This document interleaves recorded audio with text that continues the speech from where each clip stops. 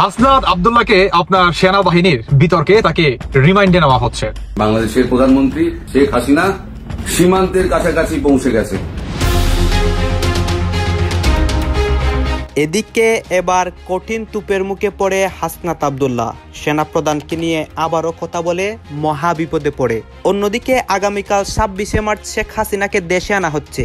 সেনাপ্রধানের নতুন পরিকল্পনা ফাঁস হয়েছে। বাংলাদেশের সমন্বয়কদের ওপর বিরক্ত ইউনূস, সেটা তার সম্প্রতি বক্তব্য শুনে স্পষ্ট হচ্ছে। হঠাৎই বাংলাদেশের অন্তর্বর্তীকালীন সরকারের প্রধান উপদেষ্টা মোহাম্মদ ইউনূস জানিয়েছেন, আওয়ামী লীগকে নিষিদ্ধ করার কোনো পরিকল্পনা নেই। তিনি যে সেনাপ্রধানের সুরেই সুর মেলাচ্ছেন সেটা স্পষ্ট হচ্ছে। সেনাবাহিনীর প্রধান জেনারেল ওয়াকারুজ্জামান দেশে সেনা শাসন চাচ্ছেন, এ নিয়ে এখন দেশি বিদেশি বিভিন্ন জায়গায় মিডিয়ায় বর্ণনা চলছে।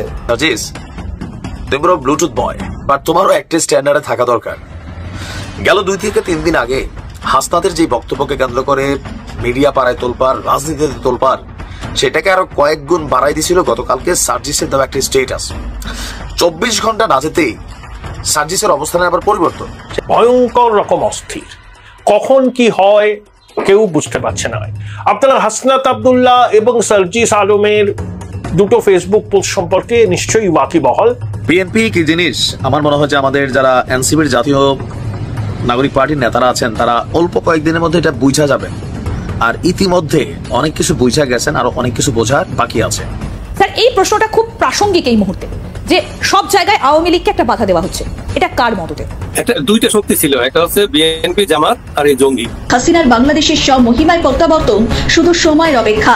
কারণ সেনা অফিসারদের মধ্যে হাই প্রোফাইল মিটিং হয়েছে বারবার, এবং ওয়াকার বিরোধীদের কাছে বারবার জানতে চাওয়া হয় দেশের এই পরিস্থিতিতে তারা কোন দিকে। আর অন্যদিকে হাসনাত আব্দুল্লাহ তিনি পুরোপুরি আপনার 360 ডিগ্রি অ্যাঙ্গেলে একটা ইউটার্ন নিয়ে নেয়, যে সেনাবাহিনীকে কিংবা সেনা প্রধান মিস্টার ওয়াকারকে নিয়ে বর্তমানে হাসনাত আব্দুল্লাহর অবস্থা এখন 360 ডিগ্রি অ্যাঙ্গেলে ঘুরে যায়।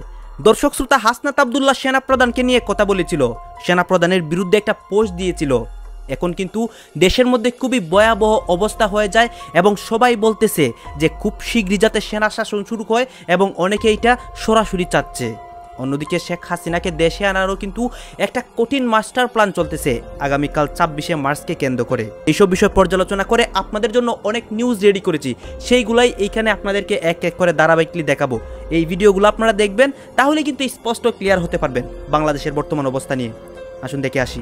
হাসনাত আব্দুল্লাহকে আপনার সেনাবাহিনীর বিতর্কে তাকে রিমাইন্ডে নেওয়া হচ্ছে। আচ্ছা, হঠাৎ করে এই হাসনাত আব্দুল্লাহকে কেন সেনাবাহিনী রিমাইন্ডে নিচ্ছে, বা তাকে কেন রিমাইন্ডে নিবে? তার আগে আপনাকে বুঝতে হলে আপনাকে এই বিষয়টা জানতে হবে যে আমাদের বাংলাদেশে আপনার এই হাসনাত, সার্জিস, মানে এদের কিছু মুখোশ উন্মোচন করি। সবার আগে দেখেন আপনার সমন্বয়ক হান্নান মাসুদের স্ট্যাটাসটা দেখেন, কি বলছে? হাসনাত কিংবা সার্জিস, এদের দুইজনের থেকে যে কোনো একজন মিথ্যা কথা বলতেছে। এখন আপনার সার্জিসের লম্বা একটা স্ট্যাটাস আপনার হাসনাতকে নিয়ে, আর হচ্ছে আমাদের বাংলাদেশের সেনাপ্রধান মিস্টার ওয়াকারকে নিয়ে, যে হাসনাতের হয়তোবা কোনো একটা জায়গায় ভুল হচ্ছে। মানে তার এত বড় স্ট্যাটাস ভাই পড়ে শোনাটা সম্ভব না। আমি কিছু কথা তুলে ধরতেছি যে হাসনাত আব্দুল্লাহ কোনো একটা জায়গায় মনে হয় ভুল হচ্ছে। আমি তার সহকর্মী কিংবা সহযোদ্ধা হিসাবে এটা তাকে মনে করে দিতে চাই যে এত কিছু ভালো না। অতএব আমাদের বাংলাদেশের সেনাবাহিনীকে নিয়ে জনগণের সামনে তাদের সমালোচনা করাটা উচিত নয়, কিংবা সেনাবাহিনীকে নিয়ে এভাবে টানা হেচড়া করাটা আমাদের জন্য, বা আমাদের যে দলটা এনসিপি, এই দলটাকে ঘিরে সামনে ভালো কিছু বই আনবে না। অতএব হাসনাতকে এটা থেকে বিরত থাকতে হবে। আর অন্যদিকে হাসনাত আব্দুল্লাহ তিনি পুরোপুরি আপনার 360 ডিগ্রি অ্যাঙ্গেলে একটা ইউটার্ন নিয়ে নেয়, যে সেনাবাহিনীকে কিংবা সেনা প্রধান মিস্টার ওয়াকারকে নিয়ে নাকি তার কোনো ওই ধরনের অ্যাটেনশন ছিল না। কোন ধরনের? আপনার বাংলাদেশের সেনা প্রধান মিস্টার ওয়াকারকে তিনি যে হংকার দিল, যে শেখ হাসিনাকে যেভাবে ইন্ডিয়া পাঠাইছে, বা শেখ হাসিনাকে তিনি যেভাবে সেভ করছে, বা 600-র অধিক আওয়ামী লীগ পন্থী বাহিনীদের যেভাবে উনি সেভ করছে, এখন এটার মাসুল ওনাকে দিতে হবে। তো তিনি আসলে হঠাৎ করে কেন 360 ডিগ্রি অ্যাঙ্গেলে তিনি ইউটার্ন নিয়ে নিল? এটার পিছনে মূল কারণ কি? তার আগে আপনাকে এই স্ট্যাটাসটা দেখতে হবে, বা এই গণমাধ্যমের এই রিপোর্টটা দেখতে হবে। আমাদের বাংলাদেশের আপনার এত বড় একটা পলিটিক্যাল পার্টি আওয়ামী লীগকে ঘিরে, যে আওয়ামী লীগ সামনে নিষিদ্ধ করবে কি করবে না, এটাকে ঘিরে অন্তর্বর্তীকালে সরকার ডক্টর ইউনূস এই প্রসঙ্গে এখন পর্যন্ত ওই ধরনের কোনো সিদ্ধান্ত আসে নাই। তিনি স্পষ্ট ভাষায় আপনার বিবিসির একটা নিউজে কিন্তু তিনি বলছে যে আওয়ামী লীগ যদি নির্বাচনে আসতে চায় এটা তাদের একান্ত ব্যক্তিগত ব্যাপার। আমার কিংবা আমরা এই অন্তর্বর্তীকালে সরকার হিসাবে কোনো দলকে বা কোনো পলিটিক্যাল পার্টিকে আমরা নিষিদ্ধ করতেছি না, কিন্তু সমন্বয়কারীরা আর বহির্বিশ্ব থেকে জঙ্গিবাদীরা যে প্রতিনিয়ত বলতেছে যে আওয়ামী লীগকে বাংলাদেশ থেকে নিশ্চিহ্ন করে ফেলবে, আওয়ামী লীগকে এটা করবে, আওয়ামী লীগকে জয় বাংলা করে দিবে, হ্যাঁ এটা করবে সেটা করবে, কেন কেন বলেন? বর্তমান এই হাসনাত কান্নাটা দেখেন, আমি আগের ভিডিওতে দেখেছিলাম, আমি আবারও দেখাচ্ছি। কারণ কি? কারণ হচ্ছে এই হাসনাত আব্দুল্লাহ মানে যখন নাকি শাহবাগে তিনি আপনার একটা ইয়ের ডাক দিলেন, হাসনাত না ওয়াকার, হাসনাত না ওয়াকার, ওয়াকার না হাসনাত, এই ধরনের স্লোগান কিন্তু দিচ্ছে।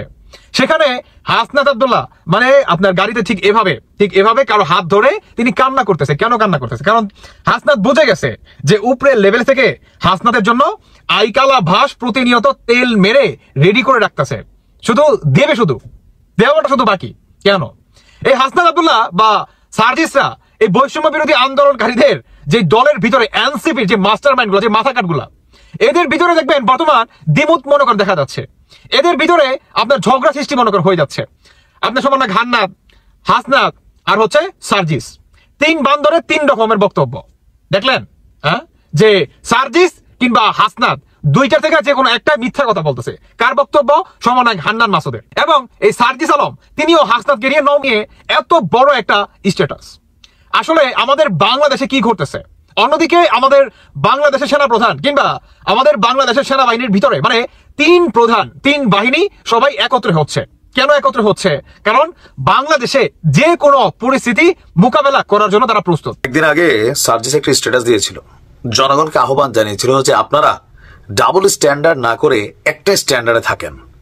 আজকে আমরাও বলতে চাই সার্জিস, তুমি পুরো ব্লুটুথ বয়, বাট তোমারও একটা স্ট্যান্ডার্ডে থাকা দরকার।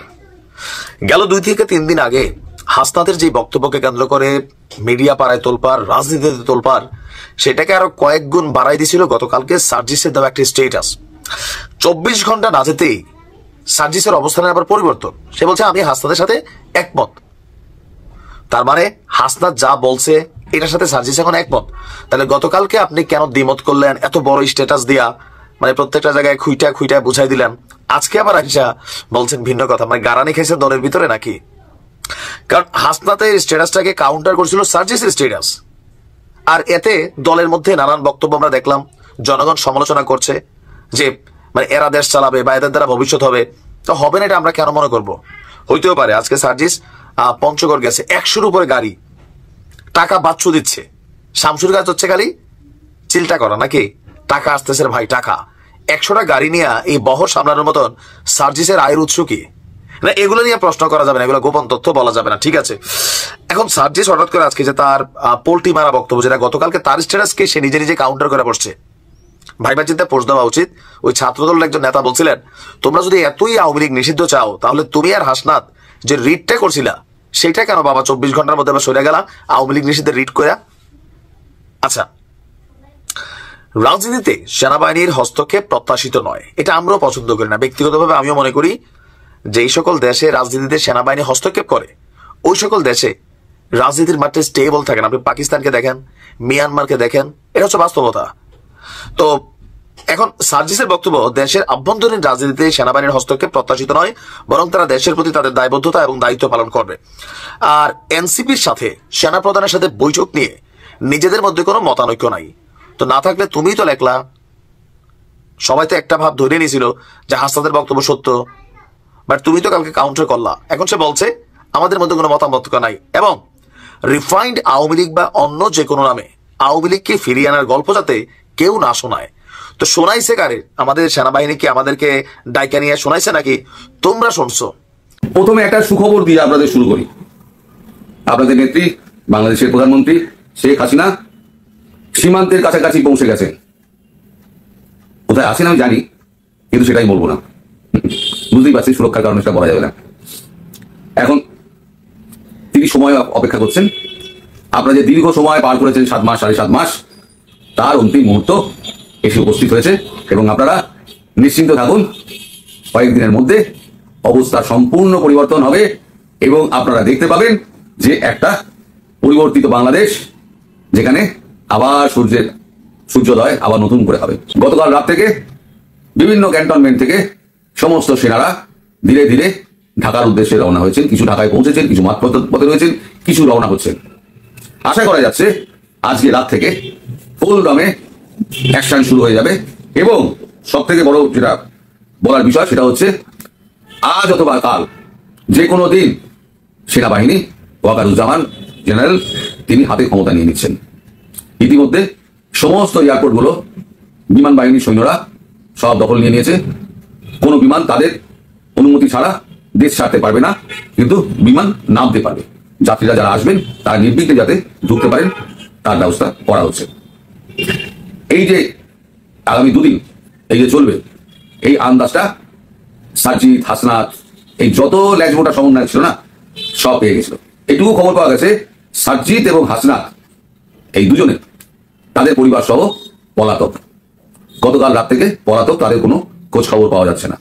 তাদের বাড়ির লোকেরা কোথায়, তারা কোথায়, দেশ তো এইটুকু, দেশ ছেড়ে তো বেরোতে পারবে না।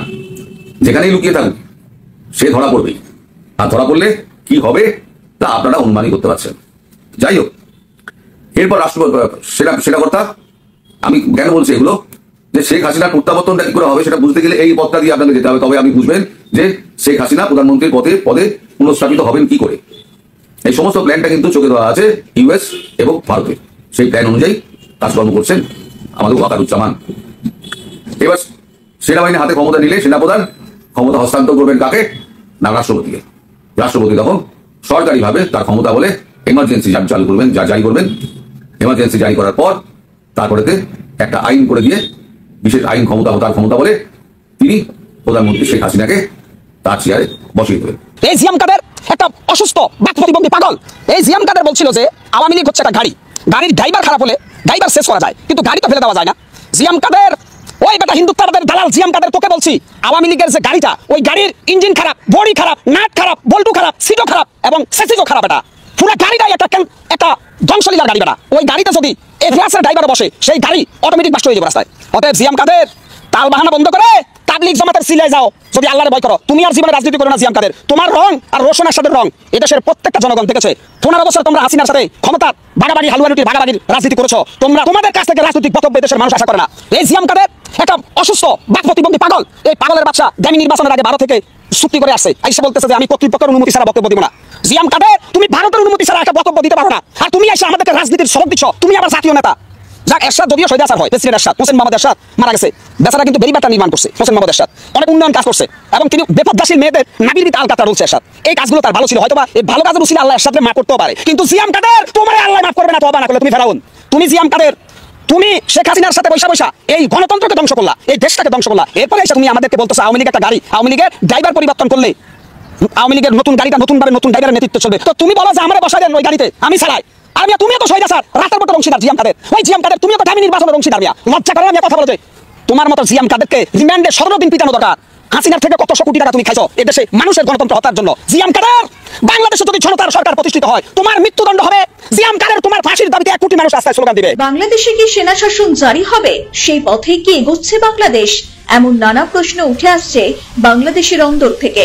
তবে সেনা প্রধানের বিরুদ্ধে যেভাবে অভিযোগ তোলা হচ্ছে, জনসমক্ষে টেনে এনে তাকে কাঠগড়ায় তোলা হচ্ছে, তাতে সেনা বাংলাদেশের দায়িত্ব নিজের কাঁধে তুলে নিতেই পারে। তবে সেনা প্রধান সেটি হয়তো করবেন না বলছে ওয়াকিবহল মহল। তবে সেনানিবাসে চলছে একটি গোপন বৈঠক, উপস্থিত সেনা প্রধান, সেনা কর্তারা। এখন বাংলাদেশের রব কি হয়। শোনা যাচ্ছে বাংলাদেশে নাকি ফের অভ্যুত্থানের চেষ্টা হয়েছিল। সেনাপ্রধান জেনারেল ওয়াকারুজ্জামানের বিরুদ্ধেই ষড়যন্ত্র হয়েছিল বলে খবর, কিন্তু সেই চেষ্টা বিফলে চলে গেল ভারতের কারণে। ভারতের প্ল্যান বানচাল করে দেয়। ভারতের বেশ কিছু গোয়েন্দা সংস্থার তরফে এই খবর পাওয়া যাচ্ছে। এমনকি এটাও শোনা যাচ্ছে এর মাস্টারমাইন্ড ছিল সেনাকর্তা ফয়জুর রহমান। তবে প্রথম নয়, বহুদিন ধরে বাংলাদেশের সেনাপ্রধানের বিরুদ্ধে চক্রান্ত চলেছে। কিন্তু বাংলাদেশের কট্টরপন্থীদের কাছে মাথা নোয়াননি ওয়াকারুজ্জামান। উল্টে তিনি বারে বারে মৌলবাদীদের বার্তা দিয়েছেন, বলা ভালো সতর্ক করেছেন। তিনি বোঝানোর চেষ্টা করেছিলেন সেনাবাহিনীকে যেন আইনি পদ্ধতি মেনে সে দেশের পরিস্থিতির ওপর হস্তক্ষেপ করাতে বাধ্য না হয়। এমনকি খবর রয়েছে পাকিস্তানের সঙ্গে সামরিক সমঝোতার ক্ষেত্রে সই করতে চাননি। এরপরই পাকিস্তানের গুপ্ত জঙ্গি সংগঠন কলকাঠি নাড়তে শুরু করে, সেনাবাহিনীর মধ্যে ফাটল ধরানোর চেষ্টা করে। এদের আসল উদ্দেশ্য সেনাপ্রধান ওয়াকারুজ্জামানকে সরানো, কিন্তু সেগুড়ে বালি। চক্রান্তকারীদের সমস্ত চাল ধরে ফেলেন ওয়াকার। শুধু তাই নয়, সেনাপ্রধানের কাছে খবর যায় যে লেফটেন্যান্ট জেনারেল ফাইজুর রহমানকে কাজে লাগানোর চেষ্টা করেছে জঙ্গিরা। তবে পশ্চিমী দুনিয়া এবং ভারতের থেকে খবর পেতেই নড়েচড়ে বসেন বাংলাদেশের সেনাদের সর্বোচ্চ কর্তা। শোনা যায় তিনি মধ্য আফ্রিকা যান বাংলাদেশের সেনাবাহিনীকে নিয়ে বিশেষ পদক্ষেপ করার জন্য, কিন্তু সমস্ত প্ল্যান জেনে যায় পাকিস্তানি সেনা এবং জঙ্গিরা। তাই তারা ঠিক করে সেনাপ্রধান দেশে ফিরলেই বাংলাদেশের সেনাবাহিনীকে উস্কে তার বিরুদ্ধে বিদ্রোহ ঘোষণা করা হবে, কারণ বাংলাদেশকে আয়ত্তে আনতে শুধুমাত্র সরকারকে নয়।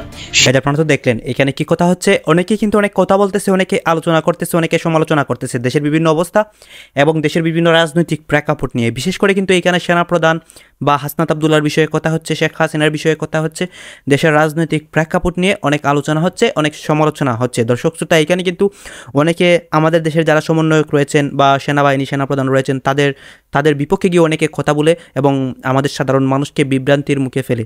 আপনারা কিন্তু সেই বিভ্রান্তিমূলক কথাগুলো শুনবেন না এবং সেই ভিডিওগুলো আপনারা দেখবেন না। আবার অনেকে আছে যারা কিনা আমাদের দেশের আপডেট নিউজগুলো সবার সামনে প্রকাশ করে, তাদের কিছু বক্তব্য এখানে দেখিয়েছি এবং যারা বিভ্রান্তিমূলক প্রকাশ করে তাদেরও কিছু কথা দেখিয়েছি। দর্শক শ্রোতা, এতক্ষণ আপনাদেরকে যা কিছু দেখিয়েছি সব কিছু কিন্তু আমরা সোশ্যাল মিডিয়া থেকে সংগ্রহ করেছি। এখানে আমাদের নিজস্ব কোনো মন্তব্য নেই বা নিজস্ব কোনো সিদ্ধান্ত নেই। এইসব দেখে আপনাদের কি মনে হচ্ছে এবং আপনাদের মন্তব্য অবশ্যই আপনারা কমেন্ট বক্সে লিখে যাবেন এবং আপনাদের কাছে আমাদের একটা রিকোয়েস্ট থাকবে, আপনারা আমাদের চ্যানেলটি সাবস্ক্রাইব করবেন এবং পাশে থাকা বেল বাটনটি বাজাবেন যাতে করে নেক্সট ভিডিওটা সবার আগে আপনাদের কাছে পৌঁছায়। ধন্যবাদ।